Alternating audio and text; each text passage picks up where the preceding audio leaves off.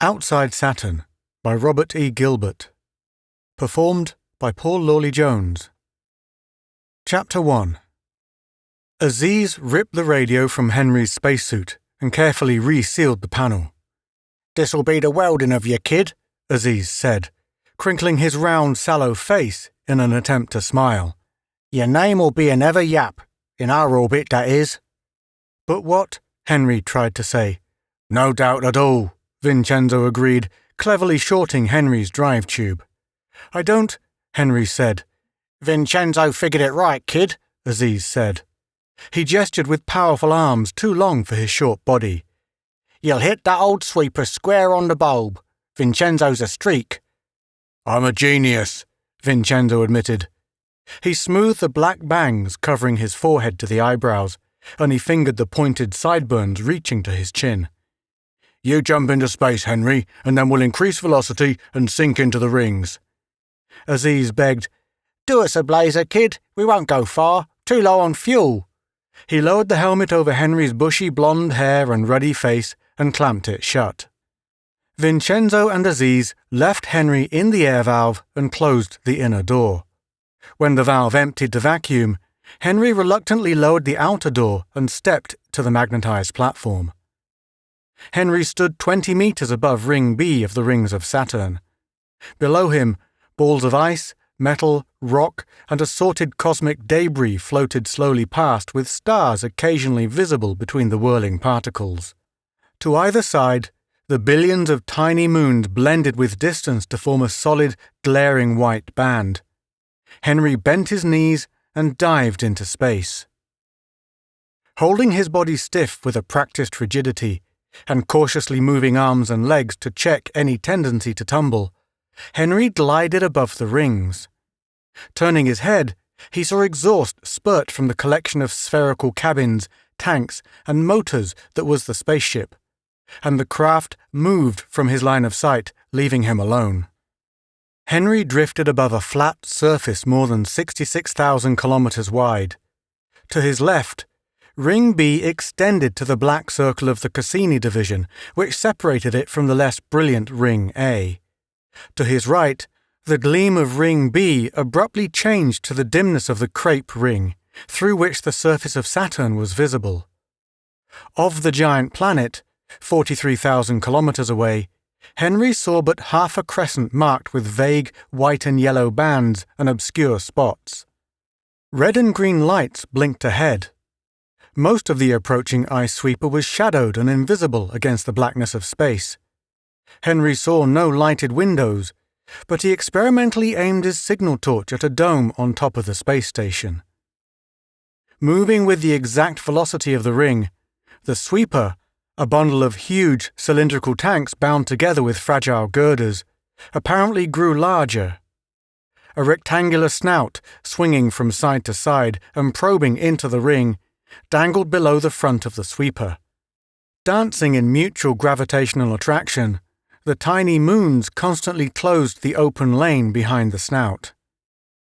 Henry blinked his torch and saw its red reflection in the sweeper's observation dome, but no one answered the signal. Gaudy with lights, the station drifted past below Henry's level and nearly 100 meters away. Henry struggled futilely in his suit and tumbled through space. He saw the flaming arch of the Milky Way, and then the immense shadow of Saturn stretching black across the rings. Somewhere, the bright exhaust of a distant spaceship streaked across the stars. By missing the ice sweeper, he would continue on a spiral course down toward Saturn, until he at last fell into the methane. Or, if his falling body accelerated enough, he might establish an orbit closer to the planet and revolve around it, until he died of thirst. Vincenzo and Aziz would never find him and would probably not search long.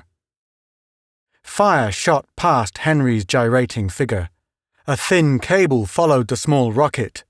Henry's flailing arms struck the cable and his gauntleted hands gripped the strands. He pulled back the spent rocket and the missile's magnetic head clanked against his spacesuit. The lifeline reeled him toward the station.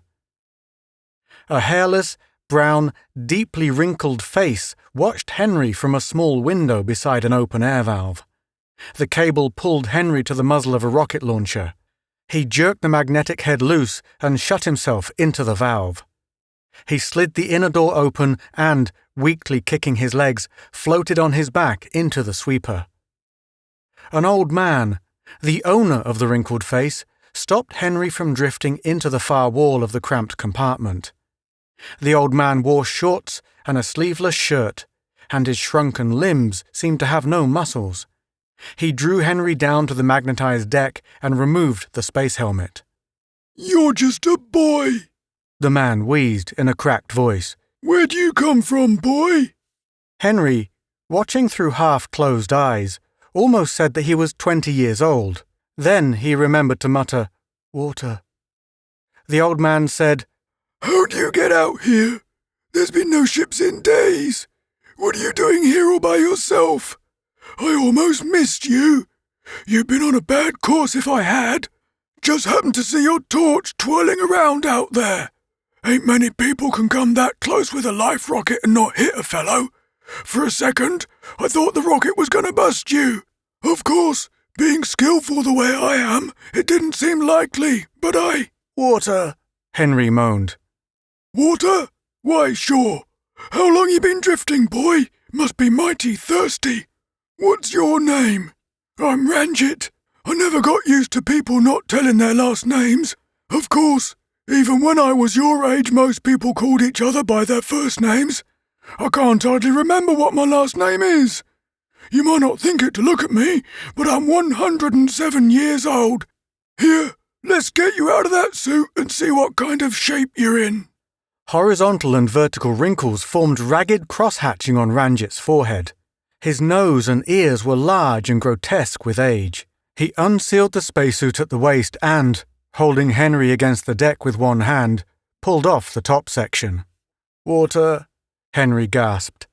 Peeping secretly, he saw that the teletype near the air valve was dismantled, with the parts tied in bunches floating over the empty case. He located the radio above an aluminium desk in the far corner. He could see no visual asset anywhere. Ranjit dragged off the lower section of the suit, leaving Henry resplendent in orange knickers and red blouse. "How do you feel?" Ranjit asked. "What ship are you from? I don't see how they could just leave you. I'd better report this. They must be looking for you. Funny I haven't heard about it. Of course, the teletype's out of whack. I'm fixing it. I'm handy that way, fixing things. The heater broke down the other day, but I've got it going good now.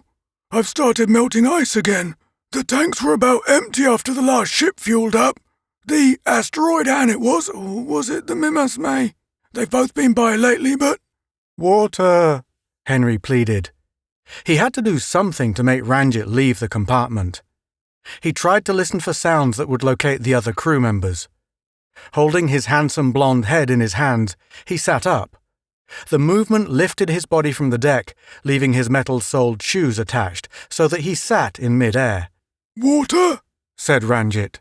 "If there's one thing I've got, it's water. Let me see, there must be a flask someplace." He rummaged in the netting that covered two opposite walls of the compartment and secured an incredible clutter of weightless tools, books, food cases, clothing, oxygen tanks, spacesuit parts, wire, tubing, and other items. Still talking, Ranjit vanished through an opening almost concealed by the net. Henry leaped to the radio. He whipped a pair of insulated snips from his pocket and cut through the electric cord in 4 places. He thrust the severed pieces behind the desk and stood listening. Somewhere, Ranjit continued talking, but Henry heard no answering voices. The only other sounds were the whine of electric motors and the throb of pumps. Henry pulled out a screwdriver and paused as he noticed a sign above the desk. The sign read, AAA, AAAA, CCC, CC, D, EE, EEE, G, H, IIIIH, LL, LL, MM, NN, NN, NN, NNN, OO, PP, Q, RR, S, TT, TTT, UU, UUU. Shaking his head, Henry released the clamps, turned the radio, pried off the back, and stabbed and slashed at the interior with the screwdriver. He replaced the back and returned to his position on the deck just in time. Really should, Ranjit continued, walking through the door. You're lucky I saw you at all. Of course, I'm watchful all the time. Would you believe I've been right here on this sweeper for 9 years? Here's some water, boy. Henry squirted water from the flexible flask into his mouth. Ranjit said, You ain't as thirsty as I thought you was. How come you wasn't calling for help? No radio, Henry mumbled. The drive tube wouldn't work either. What were you doing in a bunged-up suit like that? You'll never live to be as old as me if you take such chances. If this station had visualer, I'd have picked you up in that, but the company said I wouldn't have no use for it. Where is everybody? Henry asked, pushing himself unsteadily to his feet. Everybody who? Are you hungry? How long since you had anything to eat? There's nobody here but me. Carolee and Wilbur both passed beyond, Wilbur just 2 weeks ago. He was only 94 too. The company's sending some help, they say. I don't see how they expect one man to run an ice sweeper, even if he is handy like me. This is a dangerous job, although you might not think so. Do you realise, young fellow, we're whizzing around Saturn once every 9 hours, 4 minutes and 12 seconds. That's an orbital velocity of 19.8 kilometres per second. We've got to go that fast to stay in this orbit. There's no one else here but you? Henry said. Think what would happen if something slowed us down, Ranjit exclaimed. We'd start falling towards Saturn and finally crash. Meteors are scarce out here, but what if a spaceship came around retrograde and smashed this station head-on? There ain't a thing I can do if it starts falling. Part of it's a ship, but the company took the motor out. All I've got is a flywheel steering gear. The control room's right up there above my bunk. Ranjit pointed to a sandwich bunk hoisted against the pipes and conduits that crisscrossed the ceiling in abstract patterns. He said, I can spin this sweeper like a top if I want to, but I can't accelerate it. He squinted through the small window beside the air valve. Speaking of spaceships, he rambled, there's one out there now. Wonder who it is. There's not a thing on the schedule. Looks like they would have called in. Moving to the radio, the old man fumbled with knobs and switches and pounded on the cabinet with his fist. This radio's deader than an asteroid, he yelled. First the teletype and now the radio. I'm supposed to report all ships to Titan, but how could I do that with no equipment? Maybe that's your ship come hunting you.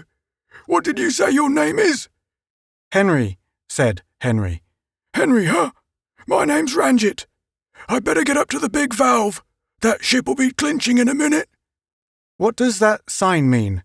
Said Henry, seizing the old man's bony wrist. Sign? Oh, there over the desk. I just put that there to confuse people.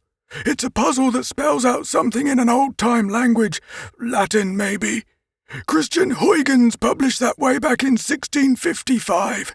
He used a puzzle while he was checking some more. He was the first man to figure out what was around Saturn. It means something like, there's a flat ring that's inclined to the ecliptic that circles the planet without touching it.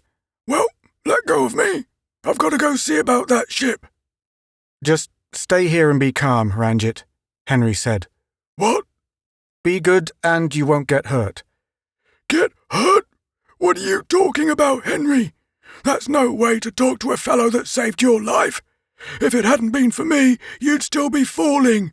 You were slower than the sweeper. I saved your life. Henry blushed in sudden shame and released Ranjit's arm. Why, I guess you did, he stammered. Henry lived in an era that had been preceded by wars which destroyed more than half the people of Earth. It was a time of rigidly controlled population, highly specialized training, and constantly increasing life expectancy. Each human life was considered a distinct and invaluable thing. Since the end of the final war, the crime war 70 years before, Murder had become an obscene and almost meaningless word. A natural death was rarely mentioned. Saving another person's life was considered the most magnificent act that anyone could perform, and almost the only way to become a public hero, since actors, entertainers, policemen, and officials were thought to be no better than anyone else.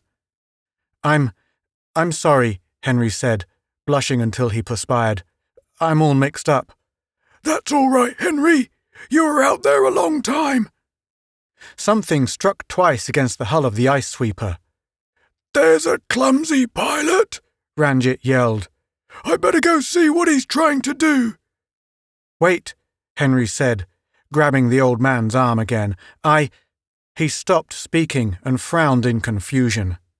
When he considered recent events, he realized that Vincenzo and Aziz, by their inexpert maneuvering, had almost caused him to pass beyond. All of Henry's education, haphazard as it had been, emphasized the belief that a person who caused another to pass beyond could only be regarded with loathing.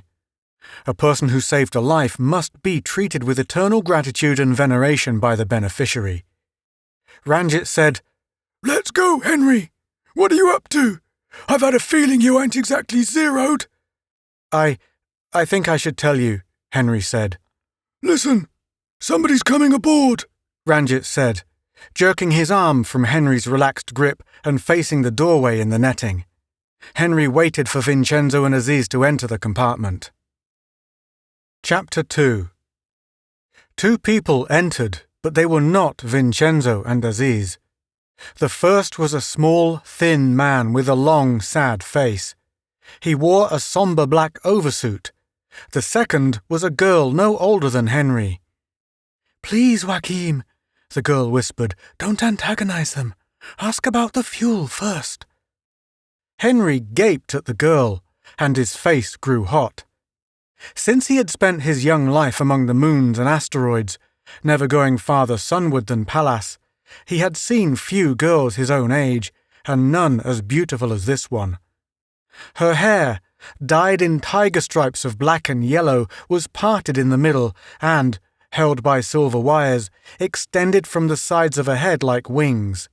She wore blue hose, silver fur shorts, and a golden sweater sparkling with designs in mirror thread. Metal-soled shoes, too large for her feet, slightly marred the total effect. Hi, said the man with the sad face. I am Joachim, second vice president of the SPRS. This is our corresponding secretary, Morna. His deep voice rolled around the compartment as if the lower keys of an orchestrana had been struck. Low, Ranjit responded. I'm Ranjit, and this is Henry. Why didn't you make an appointment? The tanks are about empty, and you may have to wait several hours. What do you feed your atomics, water or hydrogen? It'll be even longer if you need hydrogen. I haven't done any electrolysis today. I wasn't expecting... Look at that girl, Henry.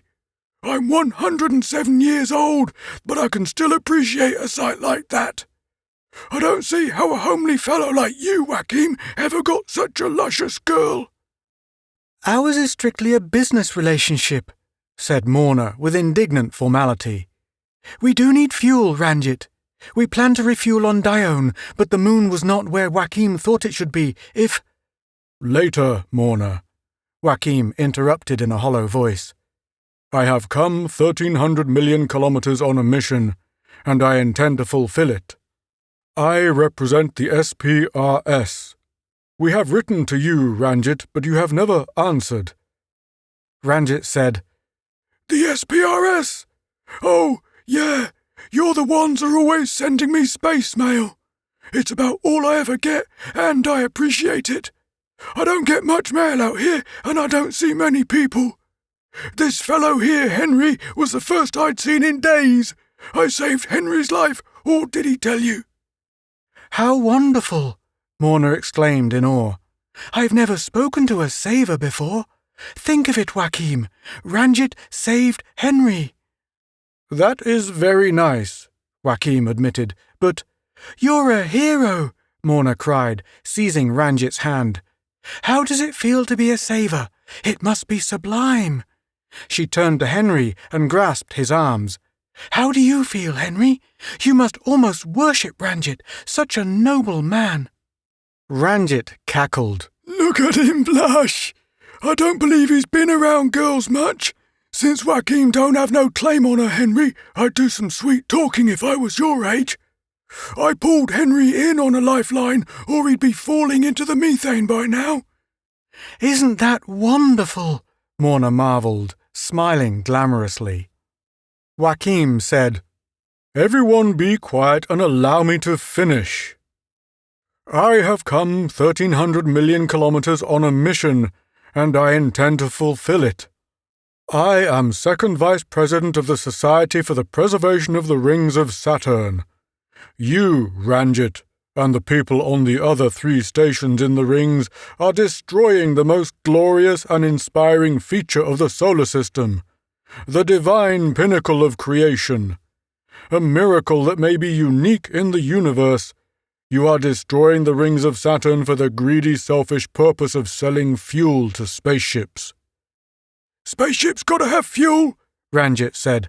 And don't talk so loud. Ice is scarce, you know, unless you want to chase comets. One side of your Peters has a sheet and Titan has some. If you go on in, you'll find a little on some of the moons of Jupiter, and a few of the asteroids are. Joachim said, You are destroying the rings of Saturn. This is the most despicable crime in a long history of the devastation of nature by greedy men. When you have eventually melted the last crystal of ice and departed with your hoard, Saturn will spin desolately alone through the night, shorn of his glorious halo that has been the solace and inspiration of man since prehistoric times. Not when they never had telescopes it wasn't very inspiring, Ranjit said. I don't see why you're jumping on me, Joachim. I never answered your letters because there wasn't nothing to say. I just work here. You'll have to talk to the company to... The Saturnine Fuel and Oxygen Company is headed by stubborn men, Joachim said. They refuse to consider or answer our demands. That is why I have come to appeal directly to the operators of these ice sweepers. You must immediately stop sweeping the rings into your tanks. You must tell your superiors that you refuse to destroy the crowning glory of the solar system. Ranjit said, They'd just hire somebody else. I don't know as we are destroying the rings very fast. This was the first sweeper put in orbit 9 years ago, and I can't tell no difference in Ring B. There's an awful lot of stuff in the rings. Some of the balls are solid ice, but some are just ice-coated, so we melt it off and throw out the core. Some don't have ice on it, so we throw it back. We don't use hydroponics on the sweepers. We get plenty of oxygen when we take off hydrogen, so we toss a lot of solid CO2 overboard too. No, we ain't taking as much from the rings as you think. They'll get ionic motors to working one of these days, and it won't take hardly no fuel at all. Nevertheless, I believe, Joachim tried to say. You've got a hard hull anyhow, Ranjit said.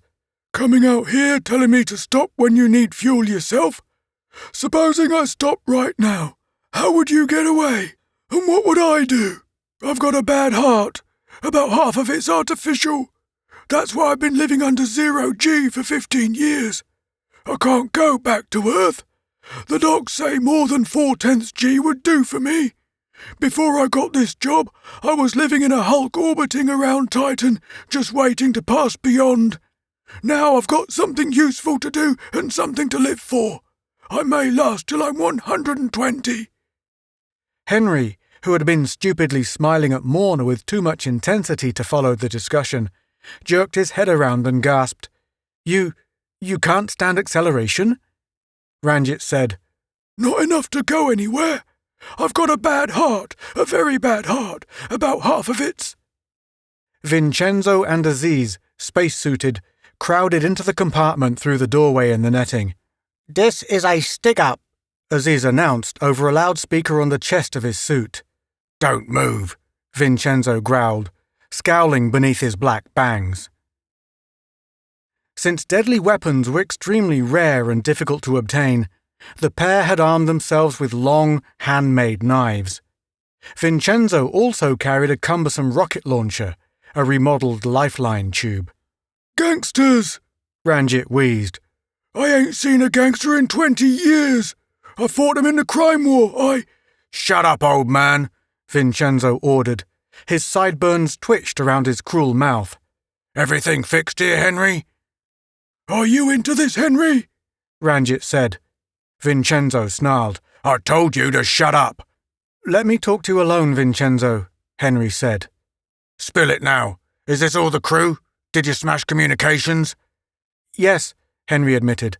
"The old man is the crew. The others just came aboard." "Why didn't you fix the other ship?" Vincenzo said. "We had to clamp on because it was blocking the valve. We came through it and you hadn't even smashed the radio. There might have been a crew aboard for all you knew."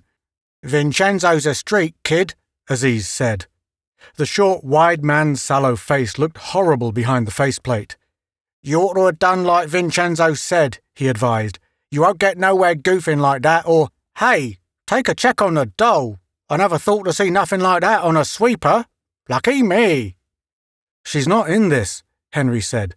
"She's from the other ship. Leave her alone, Aziz." "Don't yap at me like that, kid," Aziz warned. Morna, who had stood as if frozen, turned to Henry and squealed, "You're a gangster! How awful, after I thought you were nice, letting Ranjit save your life." "Shut up, girl," Vincenzo said. "A gangster!" Morna shrieked. She slapped Henry twice across the face, knocking his shoes loose from the magnetic deck. He flipped and fell against the net with his feet touching the ceiling.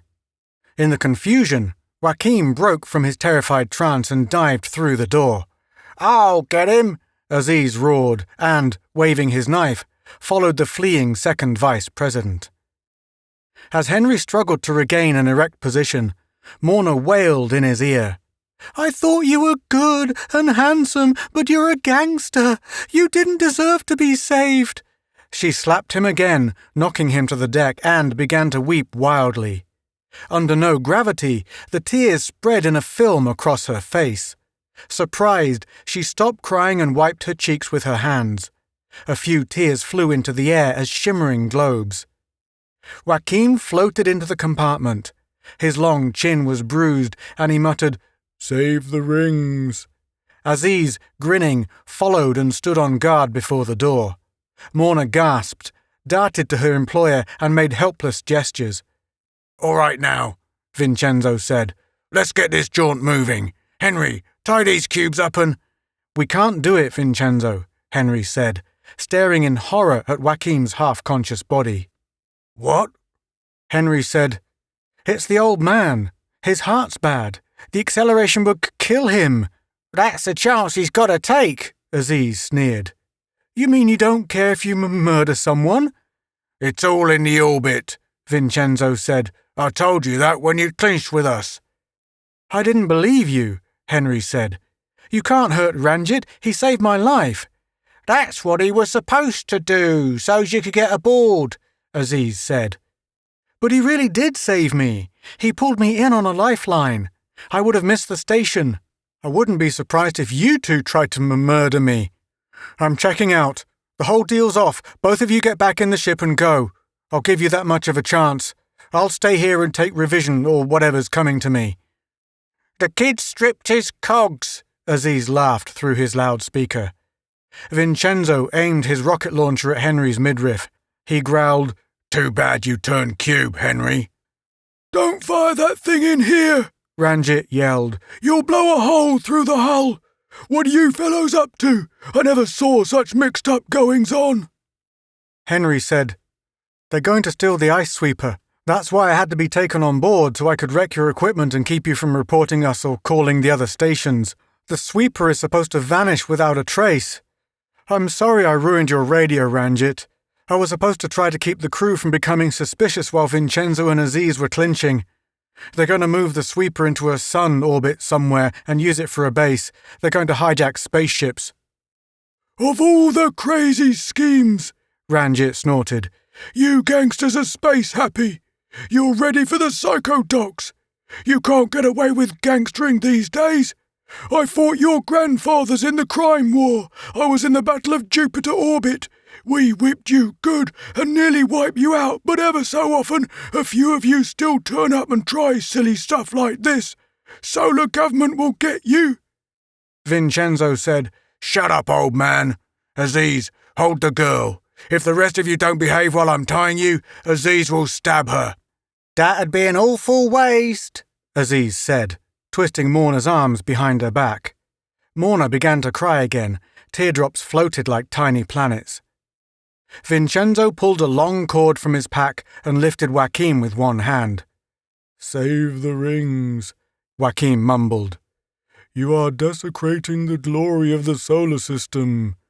Vincenzo lashed Joaquim's wrists to an overhead pipe. Vincenzo said, "All right, Henry, you and the old man put your hands against that pipe."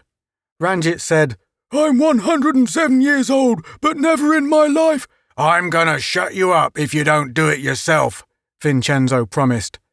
He secured Ranjit beside Joaquim and then started tying Henry's wrists to the pipe. "Be careful what you do with a sweeper, Vincenzo," Henry begged. "Ranjit was telling me how dangerous it is. If anything causes the velocity to drop, we'll fall on Saturn." "You think I'm stupid? That's the way with anything in an orbit. The closer to a planet, the faster you've got to go. Bring the girl, Aziz." Chapter 3. Morna struggled and kicked the spacesuit while Vincenzo tied her next to Henry. Aziz said, "You think there's really a chance of us falling? I'd hate to plop in all that methane." "No," said Vincenzo. "Old man, where's the control room? We're moving this whole station with the 2 ships clamped on." "Hadn't we ought to put some water in our tanks in case we got to scram quick?" Aziz asked. "They're about empty." Ranjit chuckled. "You'll have to wait 4 hours to tank up. I just got the heater going a while ago. There's an SG ship due in soon. You better give up." "You're lying in strings," Vincenzo said. "You must have fuel for the sweeper's motors. Where's the control room?" "I ain't saying." "He'll tell," Aziz gloated, raising his knife. "We can find it quicker," Vincenzo said and turned away. Aziz followed him through the door. "What?" Joaquim murmured. "Where?" "The gangsters." He stared around the compartment and cried, "There is one!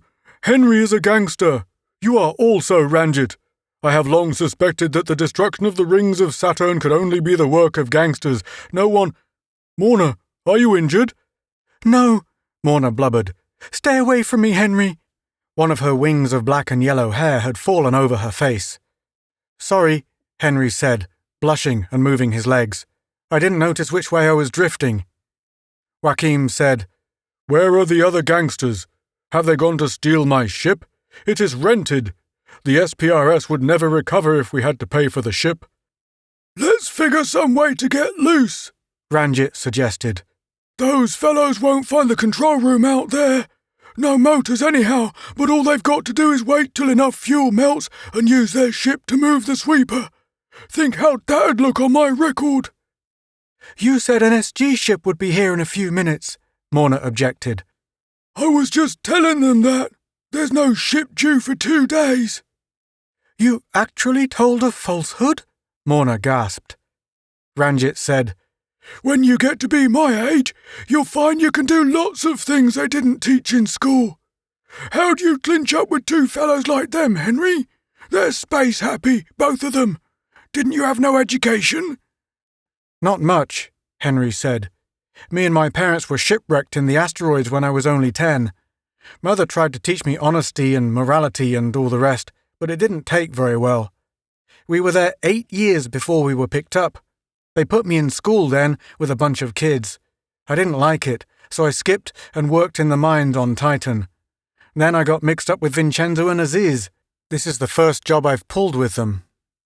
"At least you changed your mind and tried to stop it," Ranjit said, tugging at his bonds. "The snips!" Henry exclaimed. "There's a pair of snips in my side pocket. Maybe you can reach them, Ranjit, if I— No, they're on the wrong side. Morna, will you try to get them if I can put my, pocket next to your hand?" "Stay away from me," Morna said. "You've got to." Henry braced his feet against the deck and pushed, bending his knees as his weightless body flew into the air. He twisted, and the side of his leg struck the ceiling. Shoving with his toe, he forced his contorted body back toward the pipe. "There," he grunted. "Can you reach them?" Morna said, "I don't know. My wrists are tied so tight." Her hand touched Henry's hip and sent him swinging in the opposite direction. His legs stopped across Ranjit's chest. The old man lowered his head and butted Henry back toward Mona.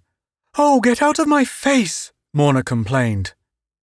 Henry lay against the ceiling with his legs bent, his back bowed, and his left elbow pressed against his lower ribs. Morna's hand fluttered at his pocket. No, it's a screwdriver," she said. "Now I've got the snips." "Don't drop them," Henry pleaded. He thrust his feet back to the deck. "Try to cut the line around my wrist. Ow, that's my hand." "Be brave," Morna jeered nervously. "Now it's under the cord. I cut one." Henry twisted his wrist in the loosened cord and pulled his left hand free. He said, "Thanks, give me the snips." Morna said, "Promise to cut me down first. I don't want to be tied with you loose." Henry snatched the snips from her and cut the line binding his right hand. Morna said, "Gangster trick." "Hurry up, Henry," Ranjit said. "Those fellows will be coming back." Henry released Ranjit and Wakim.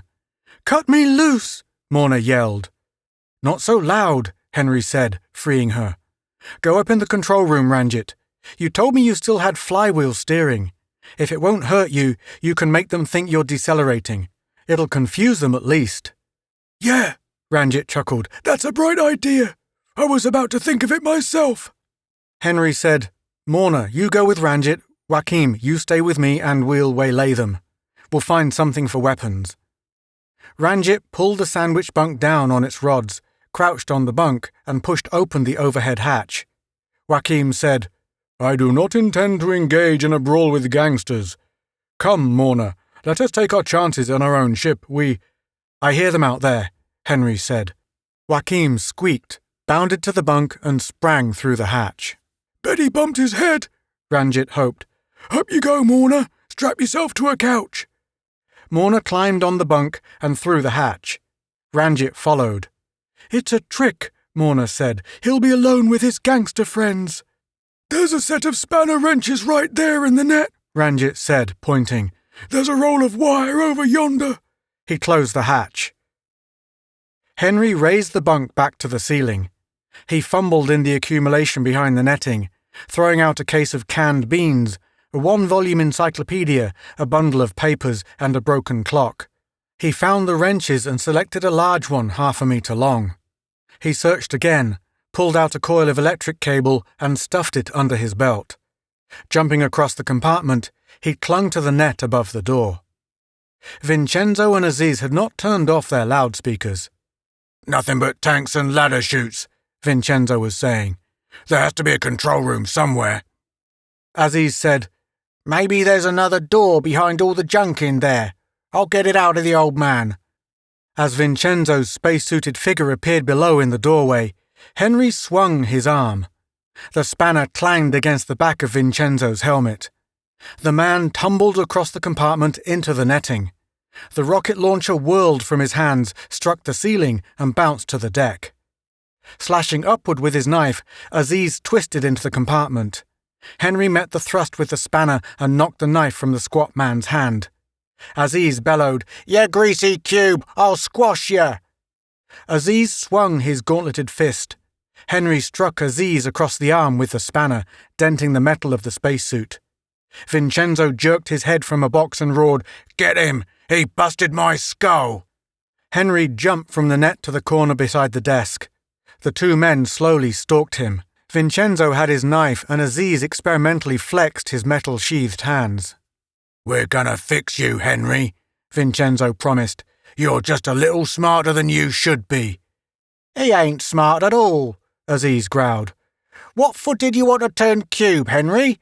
I told you your name would be an ever yap if you stuck with us. Now nobody'll know you when I get done." Henry debated with himself, trying to decide if the situation justified a falsehood. He said, "Get away while you can. Ranjit says he'll crash this sweeper before he'll let you steal it. He's in the control room now." Aziz stopped and glanced around. You think he will? He asked. No, Vincenzo said. He circled to Henry's left. Henry raised the spanner and kept his eyes on Vincenzo's knife. Aziz moved to Henry's right. The deck seemed to tilt. Henry clutched a leg of the desk to keep from falling. Vincenzo and Aziz, waving their arms, leaned at an increasingly acute angle.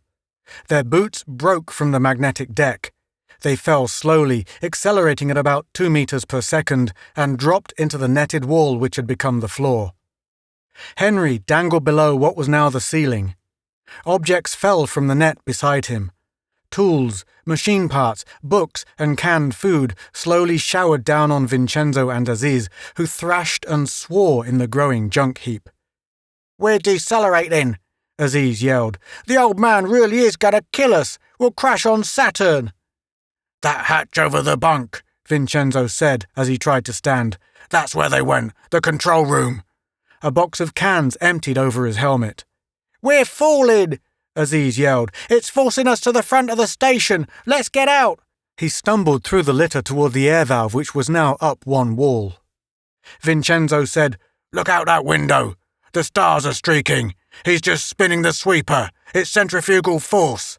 It's deceleration, Aziz insisted, jumping at the air valve. The dismantled teletype slipped from its clamps and fell on the man's head. He slid back down the wall.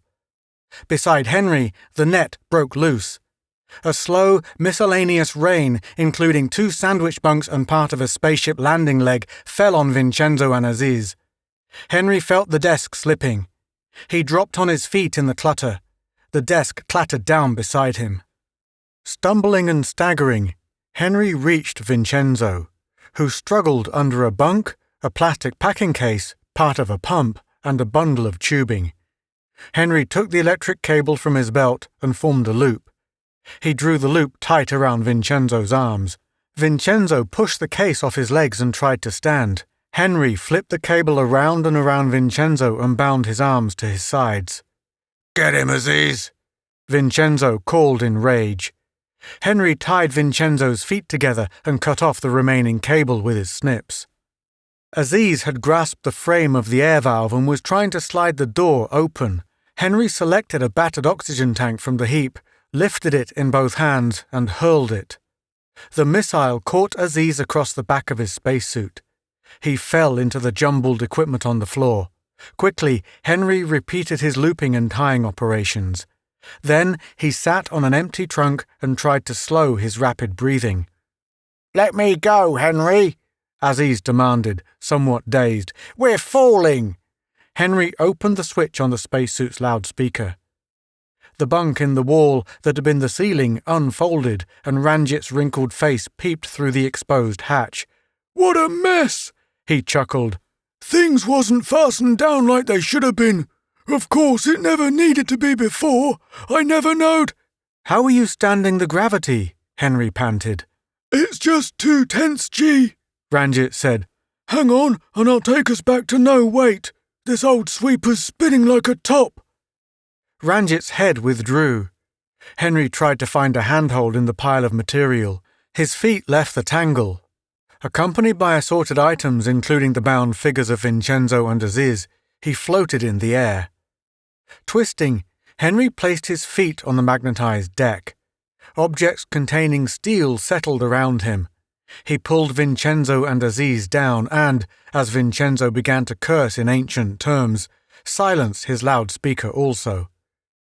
Joachim appeared, clutching his stomach. I shall wait in my ship for the fuel, he gagged, dodging a floating chest. Away from this criminal madhouse. Morna and Ranjit dropped into the compartment. Ranjit kicked aside a crate and said, Good, Henry. I guess you saved our lives or mine anyhow.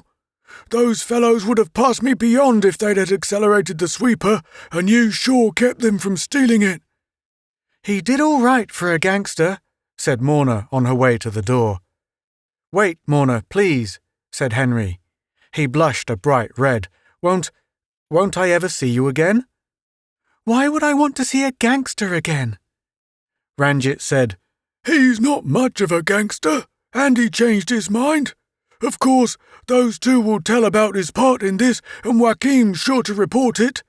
SG will ship you to Earth, Henry, for revision, but that won't be too bad. Just a sort of school, and you're good as revised already, the way you acted. Henry looked at Morna. I'd like to go to Earth, he said. Tell you what, Ranjit said. It'll be 3 hours before there's enough fuel for Joachim's ship. Why don't you two go up to the dome and see the sights and forget all this? We'll be passing into the shadow in about 10 minutes, and you'll see one of the prettiest things there is, Saturn from the dark side. The atmosphere looks like a gold rainbow above the rings.